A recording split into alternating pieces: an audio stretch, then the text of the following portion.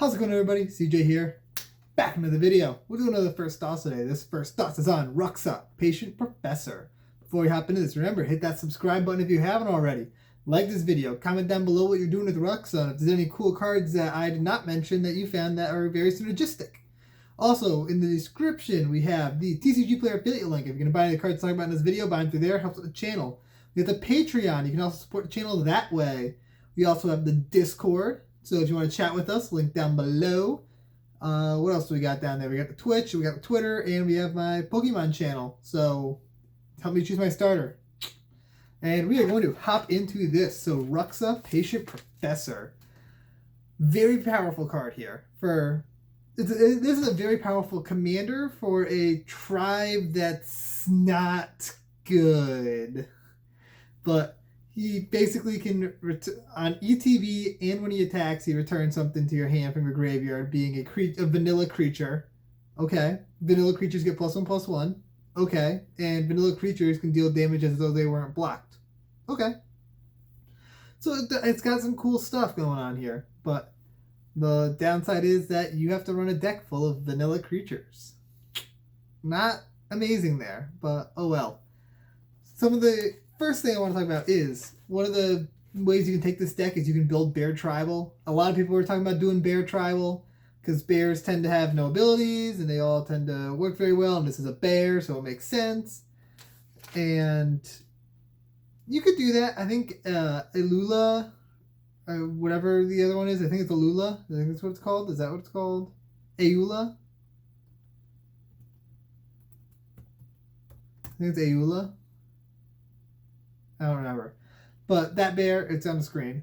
That bear, I think, is the better commander for Bear Tribal. And this is a good card to throw in the 99. But, I mean, you could do Bear Tribal with this. And if you did, you'd throw in all the bears and just a bunch of tribal cards. But I don't know if that's the way I would take this deck. Just because there's already a better commander for that same thing. Something that I auto-include in this deck, though, is Muraganda Petroglyph. I know this card doesn't see much play right now, but this is a perfect deck for it. This Ruxa has an attack trigger, and he himself won't be able to be unblocked, well, deal combat damage though it weren't blocked. So you're going to want to protect him so that way he doesn't die when he attacks, so you can get that attack trigger. You've got Hot Soup, Whisper Silk Cloak, and Rogue's Passage to give him unblockable. You can also use Mazavith, just take it out of combat entirely after you get the trigger off. Phyrexian Processor seems like a very good card in this deck because it makes a giant vanilla token, like giant.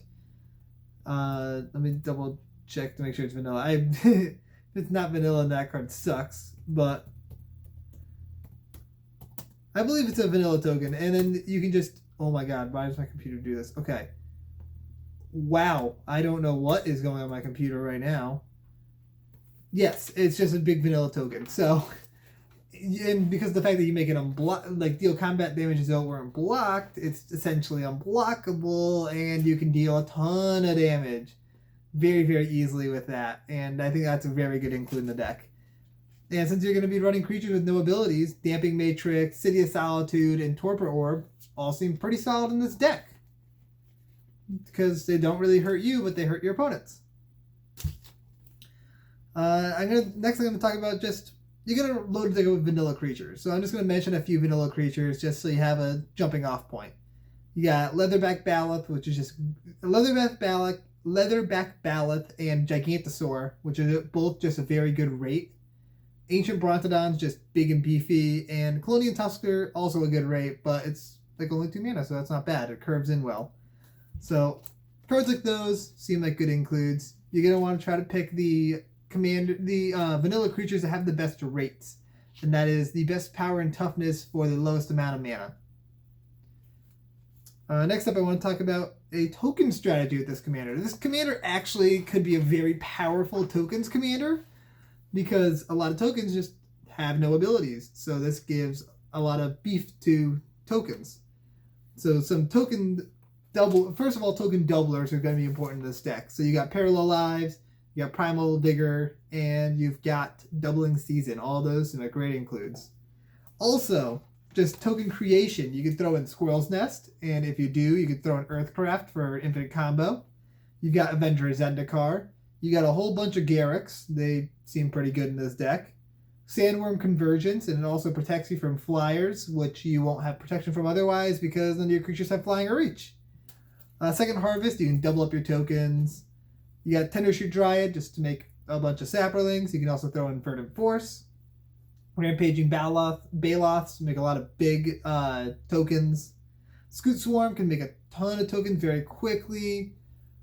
The problem is that those tokens will have an ability, but the earlier ones won't. But when the tokens do have the ability, they're just going to grow so exponentially that it still seems worthwhile.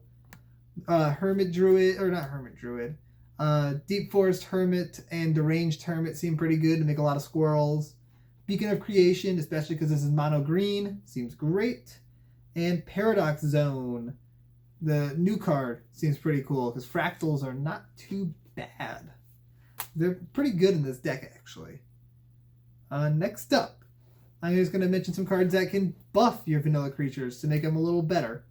You got cards like Asceticism, so that way they have protection and regeneration.